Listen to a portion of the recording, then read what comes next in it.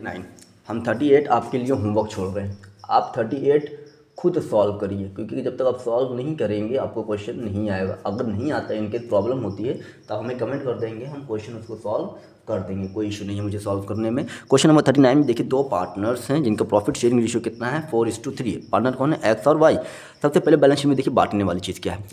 Reserve दिया हुआ है तो रिजर्व बांटने वाली चीज़ है 42,000। इधर कुछ राइट ऑफ होने वाली चीज़, इधर कुछ नहीं है। अब देखते हैं आगे क्या दिया हुआ है। ठीक है, आगे आप क्वेश्चन उस पेज पे है। अब जो क्वेश्चन है वो क्या कह रहा है, they decided that with effect from 1 April 2021 they will share profit and loss 2:1, यानी प्रॉफिट शेयरिंग रेशियो चेंज होगा तो सैक्रिफाइसिंग रेशियो कैलकुलेट करना पड़ेगा। फिर जैसे 10% से घट रहा है बाई 10%। अब प्रोविजन ऑफ 6% भी made on debtors for doubtful debt, 6% से प्रोविजन निकालना है डेटर्स पे। स्टॉक हमारा 1,90,000 हो गया, पहले कितना था 1,40,000, अब 1,90,000 हो गया तो बढ़ गया है। An amount of 3600 included in creditor is not likely to be claimed, यानी जो क्रेडिटर्स थे कितने थे 28,000 ना। 28,000 में से किसी को हमें 3,700 रुपये देना था, अब उससे देने की ज़रूरत नहीं है, वो क्लेम नहीं हो रहा है। ठीक, तो अभी हमारे लिए फ़ायदा है। पार्टनर ने ये डिसाइड किया कि जितने भी रिवाइज वैल्यू सब बुक में रिकॉर्ड होगी, but they don't want to disturb the reserve, लेकिन रिजर्व को बांटना नहीं है। ठीक है, याद होगा पीछे कैसे आ रहा था। You are required to prepare general entries capital account of the partner and the revised balance sheet. ठीक, क्वेश्चन ये थोड़ा सा ठीक है, क्वेश्चन सॉल्व करते हैं हम लोग।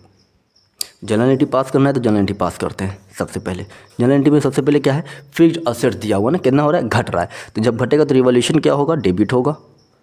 Revolution account debit to fixed assets account, कितने से घट रहा है, 10% से घट रहा है। ठीक है, अच्छा पहले था फिक्स्ड असेट था कितना, फिक्स्ड असेट था 1.5 लाख, तो 1.5 लाख का 10% निकालेंगे 15,000। ठीक, ये 15,000 आ गया। दूसरा केस अगर हम सॉल्व करें, दूसरा केस आपका क्या है, इस प्रोविज़न निकालना है, तो ये भी हमारे लिए लॉस है।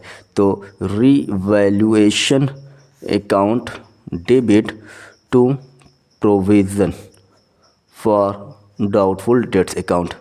ठीक, अब ये प्रोविज़न निकालेंगे। प्रोविज़न कितने परसेंट निकालना है, 6% निकालना है। कितना था, 1,20,000। 6% से निकालेंगे तो 6% से आप जब निकालेंगे 10%, 6% निकालेंगे 12 6 का 72, 7,200।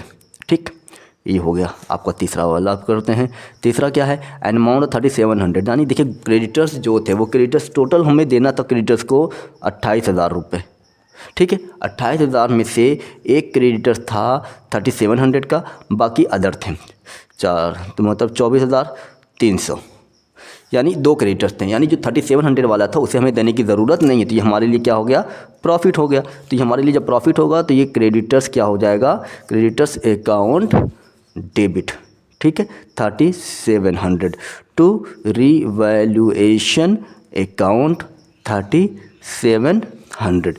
पॉइंट नंबर 4 में क्या है, अब हम जब कुछ नहीं है ना, अब पॉइंट नंबर 4 में हम ये देखेंगे कि प्रॉफिट हुआ है, लॉस। जब भी रिवॉल्यूशन डेबिट हो तो उसे हम लॉस होता है, ये भी लॉस है, ये भी लॉस है।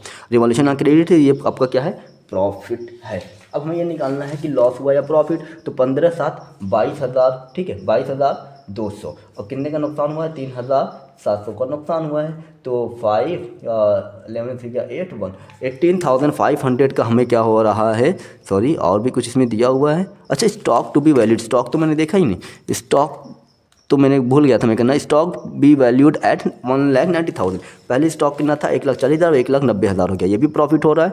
तो स्टॉक अकाउंट डेबिट 1,40,000 से 1,90,000 हो गया, तो 50,000 का प्रॉफिट हुआ टू रिवैल्यूएशन अकाउंट। ठीक है, टू रिवैल्यूएशन अकाउंट 50,000, ये भी प्रॉफिट हुआ।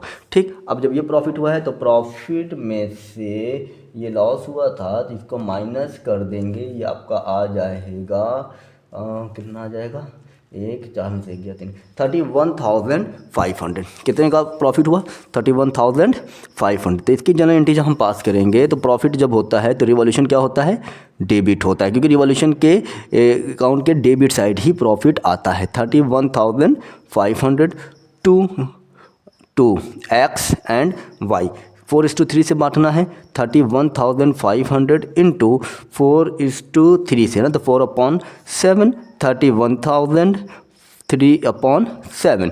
ठीक, 7 से अगर हम कट कर देंगे तो 7 4 जा 7 5 जा 00, तो 400, 4 5 20 का 0, 2 कैरी, 4 4 जा 16 एंड 18 के में आ जाएगा 0 0, 3 5 जा 15 का 5, 3 4 जा 12 एंड 13। ठीक है, इनके में इतना आ गया। ये आपका हो गया जनरल एंट्री पास। अभी जनरल एंट्री पूरा पास नहीं हुआ क्योंकि अभी क्या कहते हैं उसको निकालना है, गुडविल वगैरह सब निकालना है ना। अब देखिए गुडविल कैसे होता है। गुडविल के बारे में तो कुछ दिया ही नहीं था क्वेश्चन में शायद यार, गुडविल के बारे में क्वेश्चन में कुछ नहीं दिया है। तो सबसे पहले हम वो निकाल लेते हैं, क्या कहते हैं उसको, सैक्रिफाइसिंग रेशियो निकाल लेते हैं। इस पेज में नहीं इसी पे निकालते हैं, सैक्रिफाइसिंग रेशियो निकालते हैं।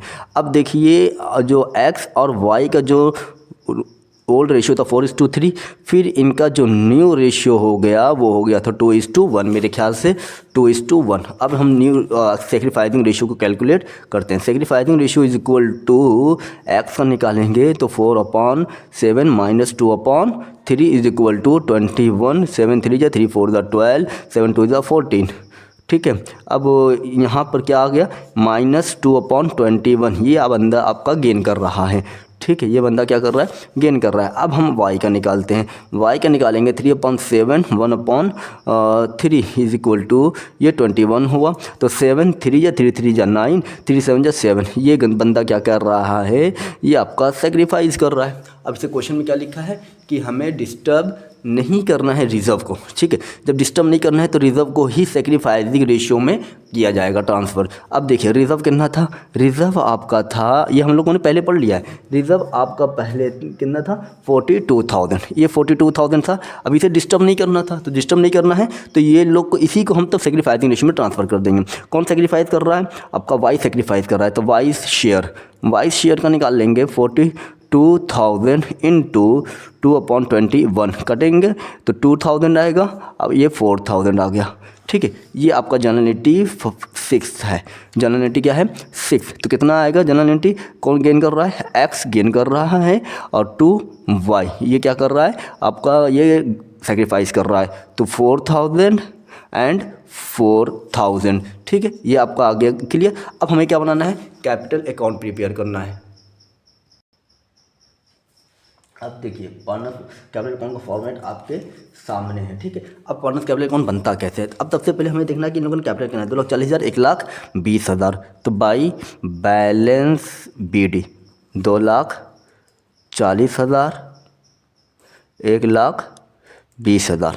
पार्टनर से रिलेटेड कहाँ था, इसमें भी पार्टनर नहीं, इसमें भी पार्टनर नहीं है, इसमें भी नहीं है, इसमें भी नहीं है, इसमें पार्टनर्स हैं। अब पार्टनर्स यहाँ पे क्रेडिट है ना, तो क्रेडिट साइड जाएगा किसके नाम से, रिवैल्यूएशन अकाउंट के नाम से। ठीक है, कितना एक्स में कितना आया था 18,000, इसके में कितना आया था 13,500। अब देखिए पार्टनर्स यहाँ पर भी हैं। अब वाई क्रेडिट है तो वाई के क्रेडिट साइड किसके नाम से, एक्स के नाम से जाएगा, लेकिन लिखाएगा किसके में, वाई में लिखाएगा कितना 4,000। ठीक है, अब यहाँ पर एक्स डेबिट है तो वाई में क्या लिखाएगा 2y लिखाएगा, लेकिन अमाउंट किसके में रहेगा, एक्स में 4,000। अब मेरे ख्याल से अब कुछ भी नहीं है। जब कुछ भी नहीं है तो अब हम क्या करेंगे, अब कुछ होगा ज़रूर, अब हमें थोड़ा सा देखना पड़ेगा कुछ है तो नहीं।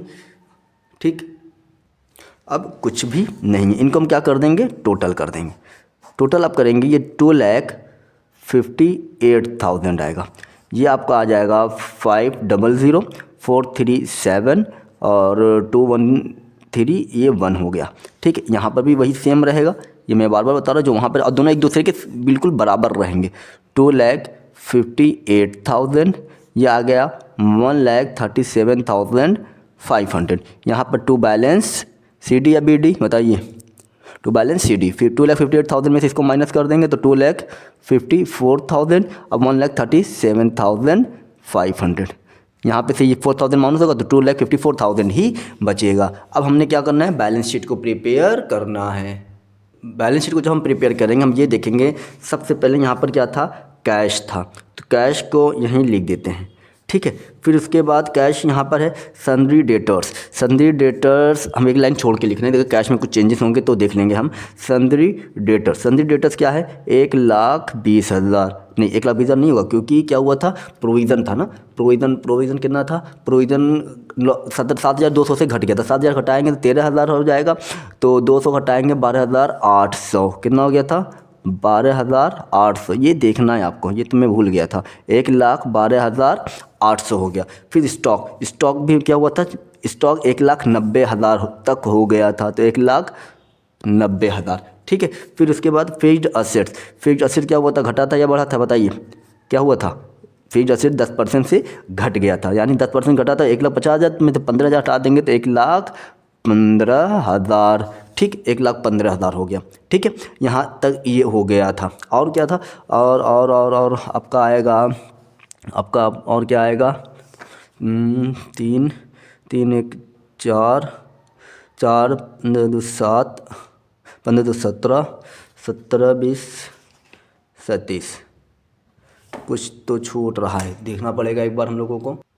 ठीक, अब देखिए सनी डेटर्स में से प्रोविजन हमने माइनस किया तो बचा 1,12,800। स्टॉक 1,90,000 तक हो गया था। फिक्स्ड असेट क्या हो गया था, 15,000 नुकसान हुआ तो 1,35,000 हो गया। कैश ऑलरेडी बैलेंस शीट में दिया हुआ है कितना, 20,000। अब इधर हम करेंगे, इधर जब हम करेंगे सन्ड्री क्रेडिटर्स, सन्ड्री क्रेडिटर्स में से 28,000 है तो 28,000 में से 3,700 को देना नहीं था, घट गया था तो 24,300 हो गया। रिजर्व को डिस्टर्ब नहीं करना था तो रिजर्व आपका सेम वही उतर जाएगा।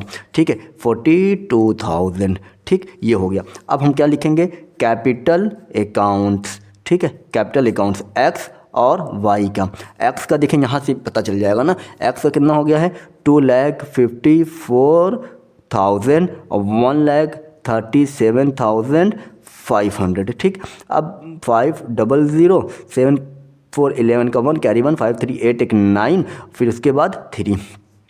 ये देखिए अभी हम इसको क्या कर देंगे, टोटल कर देंगे। ठीक है, 5 नहीं होगा, ये 8 होगा, 800। अब 800 हो गया, 4 2 6 1 7 9 4 13 2 15 का 5 कैरी 1 4,57,800 आ गया। ठीक है, तो ये भी 4,57,800 आएगा। अगर इससे आप ऐड करेंगे तो मैं ऐड नहीं कर रहा हूँ। ये हो गया आपका क्वेश्चन नंबर 39 सॉल्व। फिर भी अगर कोई क्वेश्चन डाउट होता है तो आप हमसे कमेंट करके पूछ सकते हैं। ठीक है, ये रहा क्वेश्चन आपके सामने।